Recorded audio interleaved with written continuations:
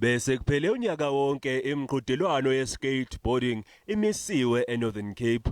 Ukuvalwa thaqa kwezwe yisona sizathu esenze kwehla izinga ebadlalini abaningi.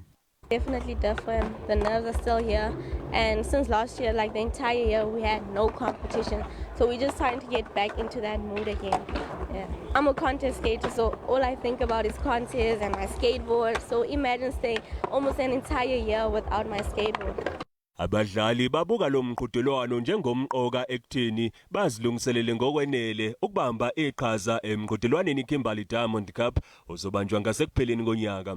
Kuvamile ke ukuthi kulo mncintiswano kubonakale nezinye zeingwazi ezingama-skaters emhlabeni. It's definitely a difference, but we are having a local skateboarders for the Northern Cape, and later on in the year we're going to be competing against the international skaters, which I'm really looking forward to.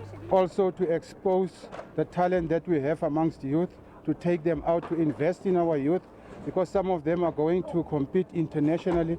They must become internationally competitive.